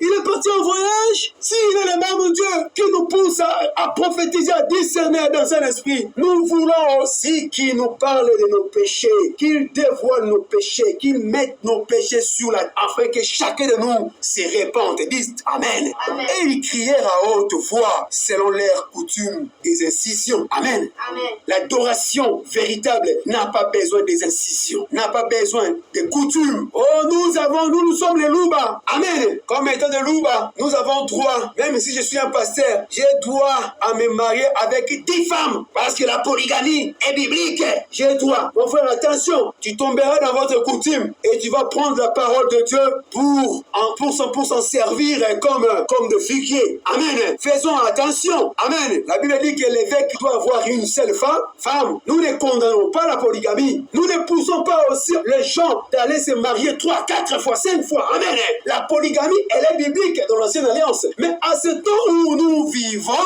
il y a des gens qui sont des polygames. Amen. Avec leurs femmes. Laissons-les tranquilles. Ne les condamnez pas. Laissez-les avec leurs femmes. Mais frère, toi qui as une femme, reste avec une seule femme. Reste avec une seule femme. Nous nous préparons à partir. Nous sommes de pèlerins. Amen. Nous sommes en voyage. Et le temps est tellement mauvais. Amen. C'est le temps de préparer le lampe. C'est le temps de préparer les lampes. Parce qu'on a déjà crié, voici l'époux. Nous avons vu l'époux sous forme de la parole révélée, le message de l'heure. Amen. Amen. Qui nous donne le réveil. Ça reste la partie, l'époux arriva. Ça, c'est le départ. Amen. Mais voici l'époux est déjà accompli. Alléluia. Et ils criaient à haute voix. Et la Bible dit qu'ils se firent selon leurs coutumes. N'amenons pas les coutumes, le coutume Congo, le coutume Luba, le coutume Mongo, s'il faut le dire comme ça. N'amenons pas cela dans l'église, dans le royaume. Ici, il n'y a que la parole pure de Dieu qui doit prendre place. Et avec des épées et avec des lances jusqu'à ce que le sang coula sur eux. Ici, je peux ajouter, même pour nous les gens du message, n'amenons pas aussi les coutumes catholiques. Parce qu'avec les coutumes catholiques, on a toujours tendance de mettre des statues. Ça, c'est la coutume babylonienne. N'amenons pas ça à l'église. Alléluia. Et lorsque midi fut passé, ils prophétisèrent. Ils ont commencé à prophétiser. Amen. Les prophètes débattent d'aujourd'hui, ils prophétisent. Partout, prophétie. Mais des prophéties où il n'y a pas de réponse. Jusqu'au moment de la présentation de l'offrande. Jusqu'à le soir. Mais il n'y a ni voix, ni réponse, ni signe d'attention. Écoutez, Élie dit alors à tout le peuple, approchez-vous de moi. Tout le peuple s'approchait de lui. Et Élie rétablit l'autel de l'Éternel. Amen. Ici, l'ange entre en action. Il dit à Élie, il souffle à Élie. C'est poussé par l'esprit des hommes de Dieu. ont parlé et ont fait des choses. Amen. L'ange du Seigneur souffle à Élie, rétablis l'autel, rétablis mon autel. Et Élie rétablit l'autel qui avait été renversé. Les prophètes de Baal, les églises méthodistes, baptistes, pentecôtistes, ils avaient renversé l'autel. Les églises de réveil, ils avaient renversé l'autel. Les églises dénominationnelles que nous voyons, ils ont renversé l'autel. Voilà pourquoi les gens sont troublés. Quand on dit quelqu'un troublé, c'est celui-là qui ne comprend pas. Que dois-je faire? Comment adorer le Seigneur? Il ne sait pas. Il est troublé parce qu'il a beaucoup de pensées. Que j'adore comme ça? Est-ce qu'on adore comme ça? Est-ce qu'on adore pas comme ça? Voilà pourquoi il est dans cette église. Le jour suivant, il est dans une autre église. Amen. Les gens sont troublés dans les messages, mais les gens sont troublés dans ces messages du temps de la fin. Les gens sont troublés, mais le message n'est pas troublé. La Bible n'est pas troublée, mais les prophètes de la Bible n'étaient pas troublés. Aucun prophète n'a troublé l'autre. Les apôtres n'étaient pas troublés. Pierre n'avait pas troublé Paul, et Paul aussi n'avait pas troublé Pierre. Ils avaient le même langage, le même cœur, le même esprit, la même parole. La parole n'est pas troublée. Ce sont les hommes qui sont troublés. La parole de Dieu ne se contredit pas. Amen. Amen. La parole de Dieu, ou bien les paroles de Dieu dans son ensemble qui font la parole de Dieu. Il n'y a pas de contradiction dans la parole. Élie rétablit l'autel. L'autel ici, oui, dans l'ombre, c'était l'autel comme ça. Amen. Mais spirituellement, aujourd'hui, l'autel, c'est notre cœur. Voilà pourquoi Malachie 4, la mission d'Élie aujourd'hui, c'est ramener quoi? Le cœur des enfants. C'est nous qui sommes les enfants. Prendre nos cœurs, ramener nos cœurs à la foi apostolique, la foi de Pierre, la foi de Paul, Jacques, André, même la foi de Moïse. Si Moïse a dit que c'est une abomination qu'une femme porte les habits d'homme, cette foi-là, c'est ma foi à moi. Cette parole-là est pour moi. Que nos cœurs soient remplis du trône de Dieu. Rappelez-vous, je vous ai dit que la Bible a la forme du trône. Dans Apocalypse 4, nous voyons le trône de Dieu. Et la Bible, Dieu l'a classé sous forme du trône. C'est lorsque Élie, nous écoutons la voix de Dieu dans Élie, Malachie 4, cela nous ramène directement à croire toute la Bible, de Genèse à l'Apocalypse, que notre cœur embrasse cela, que de Genèse à l'Apocalypse puisse entrer dans notre cœur. Amen. Comme cela a la forme du trône de Dieu, lorsque cela entrera dans notre cœur, c'est-à-dire que notre cœur sera trôné par Dieu. Dieu va trôner notre cœur. La Bible, c'est Dieu sous forme écrite. Amen. Donc, lorsque la Bible, selon le plan là, entrera dans notre cœur sera restauré. Nous allons confesser les mêmes choses que la Bible dit. On aura le même langage avec la Bible. Si la Bible dit que la sémence du serpent, moi aussi je crois, je le répète, la sémence du serpent. Alléluia. Si la Bible dit que les femmes ne vont pas se maquiller, porter les habits d'homme, moi aussi mon cœur est restauré. Je dirai la même chose. Si mon père dit qu'une femme ne va pas prêcher, j'ai reçu Élie. Élie vient que selon le plan de Dieu. Dieu n'envoie pas deux prophètes majeurs dans un même âge. La parole de Dieu dans chaque âge ne vient pas à un docteur, pasteur, évangéliste. Lorsque Dieu envoie cela dans un âge donné, amen, avec beaucoup de révélations, cela vient par un prophète. Amos 3, verset 6. C'est ça l'ordre. Et les prophètes des Baal d'aujourd'hui, ils ne veulent pas l'ordre de Dieu. Voilà comment ils adorent. Ils aiment crier. Ils aiment chanter en criant. Amen. Je ne suis pas contre la religion des cris. La religion des cris date de l'éternité. Amen. Amen. Où étais-tu, Job, lorsque je mettais le fondement, lorsque les étoiles poussaient des cris? Voilà là où a commencé la religion des cris. C'est dans l'éternité. Nous aimons la religion des cris, mais nous ne voulons pas cette religion des cris où vous criez, vous chantez avec des voix angéliques, mais la colonne de feu ne descend pas pour confirmer. Ça, c'est l'adoration de la manière des prophètes de Baal. Amen. Élie commence d'abord à faire quoi? Rétablir le l'autel, rétablir le cœur de Jean, parce que l'adoration est toujours liée au cœur, au cœur. Écoute, maintenant comment il rétablit l'autel. Et il prend 12 pierres. Il dit, ramène-moi 12 pierres. La Bible dit, les 12 pierres représentaient les 12 patriarches. Amen. De chaque tribu des enfants d'Israël. Parce que Dieu avait changé Jacob le nom de Jacob en Israël. Amen. C'est-à-dire qu'il y a la bénédiction. Et Élie a pris 12 pierres, il a placé là. Et remarquez, Élie a commencé l'action le soir. Et ils avaient commencé le matin. Amen. Mais Élie a commencé le soir. Vers le temps du soir. Nous sommes dans Zacharie chapitre 7, verset 14. Amen. Vers le temps du soir. Vous voyez comment les Écritures se concordent. Amen. Vers le temps du soir, la lumière apparaîtra. Quelle lumière? Le feu. Le feu va descendre le soir. Le feu est descendu le soir sur la tête de William Branham. Dis Amen.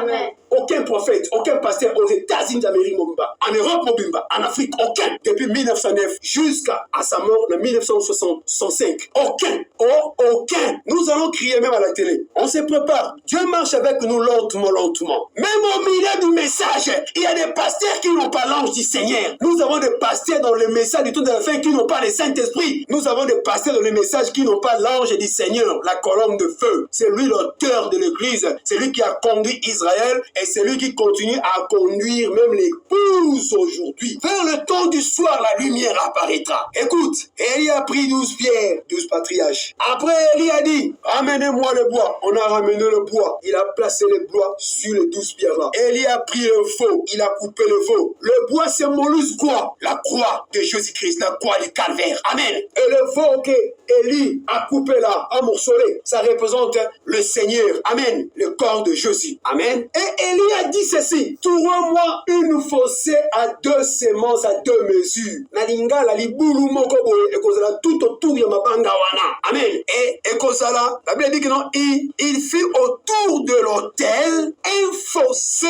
de la capacité de 2 mesures de sémence. 2 mesures de sémence. Écoutez la prophétie. La parole de Dieu est la sémence de Dieu. Dis Amen. La Bible entière est la sémence de Dieu à 2 mesures.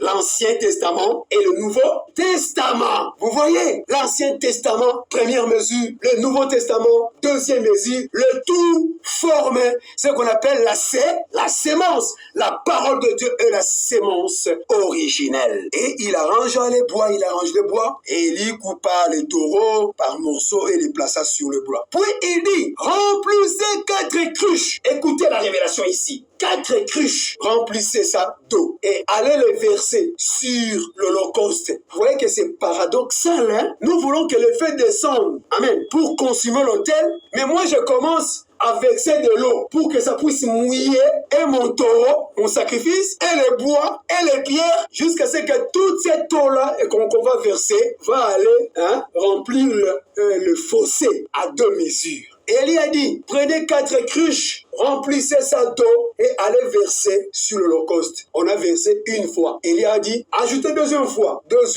troisième fois. Élie a dit, ça va. Si vous prenez 4 cruches d'eau multipliées par 3 tours, Dieu est dans la mathématique. Amen. La mathématique de Dieu nous cache des révélations. 4 plus 3, ça nous donne quoi? 12. Si vous prenez les 12 là et les 12 pierres, ça nous donne 24. Vous voyez déjà le trône. Et si vous prenez 4 cruches, ça nous montre les 4 êtres vivants. Vous voyez la révélation qui est cachée là, le trône de Dieu, parce que le feu sort du trône. Le feu descend dans le trône. Si Dieu fait de ton cœur son trône, c'est là où le feu va descendre. Moi, je vous baptise d'eau pour la repentance, mais celui qui viendra après moi, lui, il vous baptisera par l'esprit et le feu. Mais où tombera ce feu-là que le Seigneur Jésus-Christ nous baptisera? Si, amen. C'est dans les cœurs. Et remarquez, Élie a formé les trônes de Dieu. 24 veillards, 4 cruches, 4 êtres vivants. Et fossé là, 2 mesures là, c'est l'Ancien et le Nouveau Testament. C'est ça, rétablir l'autel. Les églises, rétablir l'autel, c'est retourner croire la Bible mot à mot. Amen.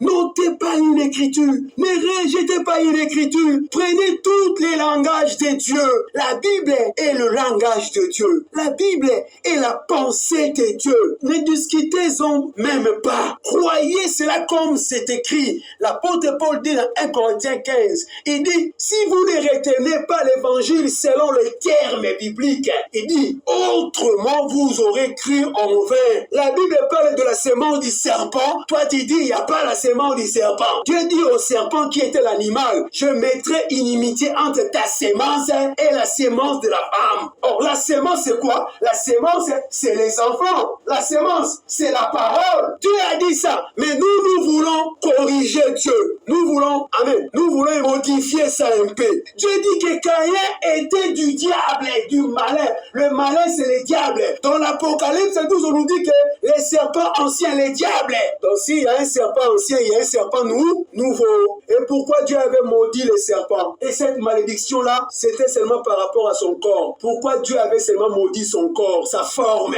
Il était l'unique animal que Dieu avait maudit sa forme. C'est-à-dire que Dieu avait changé sa forme. Pourquoi Dieu avait caché? Aujourd'hui, on fait lier les femmes avec les animaux. Ce qui veut dire que si Dieu n'avait pas maudit sa forme, que les serpents gardaient toujours sa forme là initiale, mon frère, il allait y avoir des mélanges terribles aujourd'hui avec cet animal-là, les serpents et la femme. Déjà, Dieu a écarté, Dieu a fait disparaître ça pour que les gens ne comprennent pas, parce que Dieu est infini, omniscient, omnipotent, omniprésent. Dieu avait déjà vu ce qui va arriver aujourd'hui, au temps de la fin. Dieu avait vu déjà que non, l'homme va commencer à chercher à mélanger la femme et l'animal, que les chiens fassent l'amour avec une femme. Nous voyons ça. Dieu savait. Voilà pourquoi il avait maudit ou changé cette forme-là. Parce que si cette forme-là, amen, était restée, ça allait être dur aujourd'hui. Peut-être il allait commencer à avoir des bagarres, des combats entre les hommes et les serpents. Amen.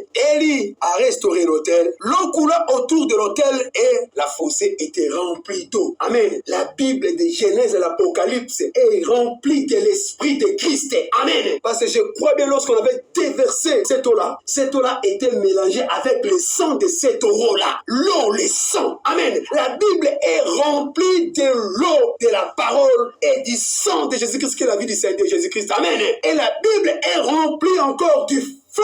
Amen. Et la Bible est remplie de la prédication de la croix. La prédication de la croix, c'est une folie pour ceux qui périssent, mais pour nous qui sommes sauvés, elle est la puissance de Dieu. La prédication de la croix transforme, change quelqu'un. Ça fait quitter quelqu'un d'un homme pécheur à un homme sauvé. Un homme non délivré d'un homme délivré, que ce soit une femme. La prédication de la croix, ce n'est pas une histoire ou des discours. C'est une expérience, une puissance de transformation. Je m'étonne. 5 ans, 10 ans, 15 ans, une église. On parle de la croix, les gens sont comme ça. Et voilà pourquoi mon frère a raison de chanter que je n'ai jamais vu un homme qui passe de la croix et reste la même personne. Amen. C'est inconcevable. C'est inacceptable. Ça n'a pas de place dans le plan de Dieu. L'eau coula autour de l'autel. L'eau s'était mélangée avec le sang de ces taureaux. Trois choses témoignent. Il y a l'eau et le sang. Amen. Et l'esprit. Ici, l'esprit nous est présenté sous forme de ce feu qui était descendu. Écoutez maintenant, pour arriver à la fin, au moment de la présentation de l'offrande, le soir, ça c'est le soir,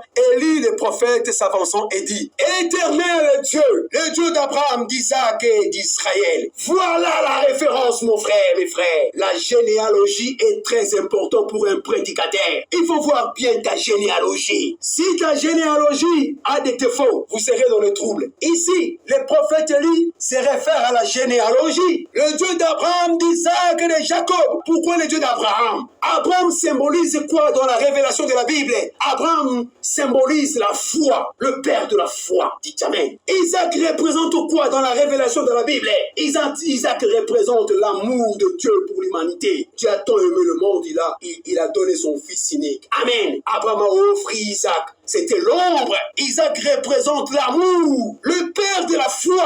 Notre Dieu est le Père d'amour. C'est ça l'idée d'Abraham, d'Isaac. Et Israël représente quoi ici dans la révélation? Il était Jacob. Dieu a changé son nom en Israël. Amen. Il représente la grâce. Si vous voulez voir la grâce de Dieu, la grâce étonnante, regardez la vie de Jacob. Élie a crié, il s'est référé à la généalogie. Le Dieu de la foi. La foi a été transmise une fois pour toutes aux saints. Paul dit qu'il n'y a qu'une seule foi.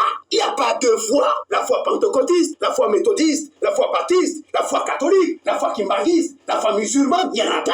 La foi de l'église Intel, rocher du siècle, source de vie, la foi source de vie, il n'existe pas. Il n'y a qu'une seule foi, c'est la foi biblique. Il faudrait que notre foi s'identifie. c'est égal à la foi des apôtres.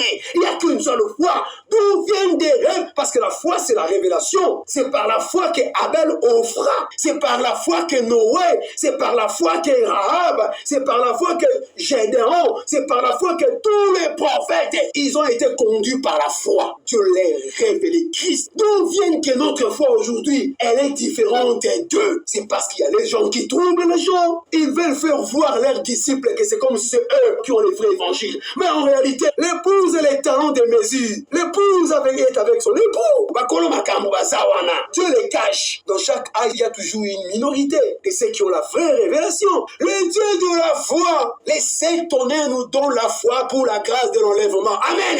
Voilà la foi grande que le Seigneur nous a donnée aujourd'hui. Alléluia. Le Dieu de la foi, par ta foi, tu nous as donné ton amour. Ton amour a payé le sang pour nous. Ton amour nous a pardonné. Ton amour, alléluia.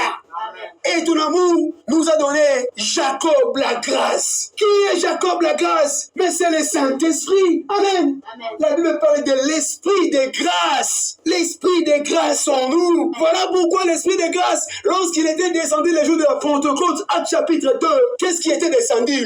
Le feu. La Bible dit que les gens virent, c'est-à-dire qu'il y a eu l'apparition, le verbe apparaître, pas une illusion, pas des discoureurs. Je veux voir. Moi, je suis un chrétien qui veut voir comme Gédéon. Gédéon dit à l'ange, l'ange l'appelle vaillant héros.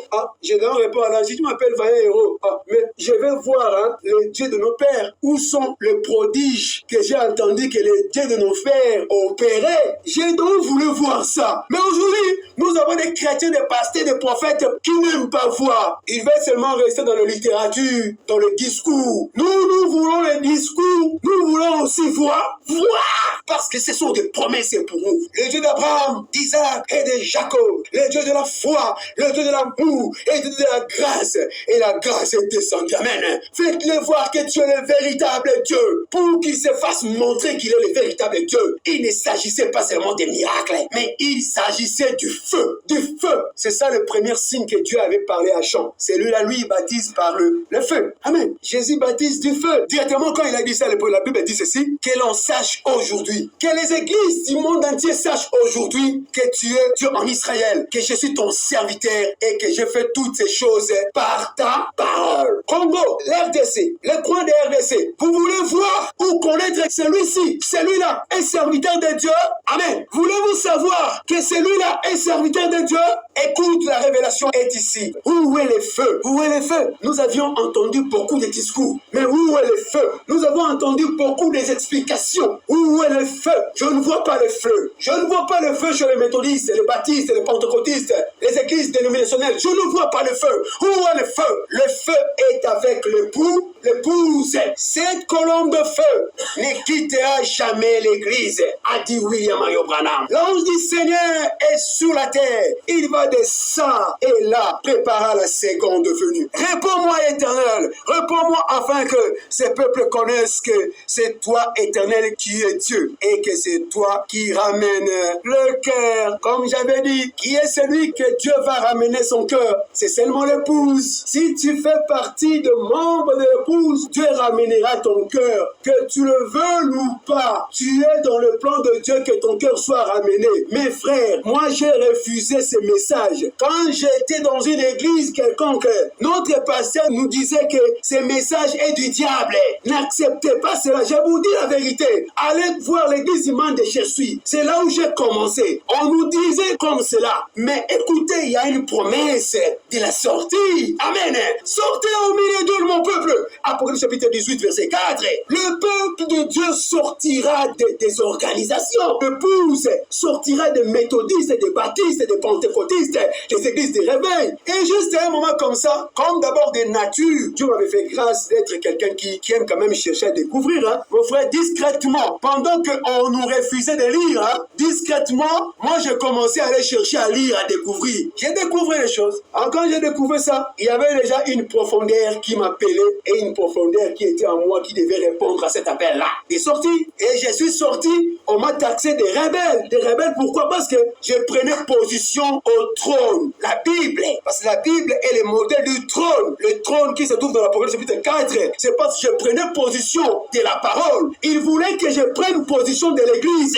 Ça ne peut pas aller avec un élu de Dieu. Et j'ai quitté là-bas, je suis parti à la mission divine. Et la mission divine, c'est le prophète Philippe. Là, j'ai été béni. Mais par après, je continue toujours à faire des investigations, à lire les messages, à aller écouter des bandes. Et juste c'est que je me suis clipsé comme ça, disparu. Les prophètes ne me voyaient plus. Malgré que je n'avais pas respecté les normes, parce que je n'étais pas encore entré en contact de cette connaissance, comment quitter une église. Et j'ai quitté, et je suis parti dans une église, dans une autre église du message. C'est-à-dire que deux églises dénominationnelles, et j'ai commencé avec une église du message. Mais dans cette église du message, là, Dieu m'avait fait grâce quand même de croître avec les saintes écritures bibliques. Mais je ne voyais pas le feu, je ne voyais pas la manifestation. Et Dieu m'a fait quitter, il m'a ramené chez des hommes. Amen. Conformément à la vision qu'il m'avait donnée en 1997. Amen. Et j'ai rencontré deux hommes. J'étais en face d'eux comme ça. Ils étaient deux, debout comme ça. Et ils m'ont imposé les mains. Et j'ai eu la connexion. Amen. Le baptême du Saint-Esprit. Et depuis ce jour-là, l'ange du Seigneur, la colonne de feu, avait commencé à apparaître plusieurs fois dans ma maison. Je vous ai montré des photos. J'ai avec moi des photos ici. Amen. Vous-même, vous aviez vu l'autre fois ici. On était dans la réunion ici. Il y avait les étoiles qui s'intercellaient ici.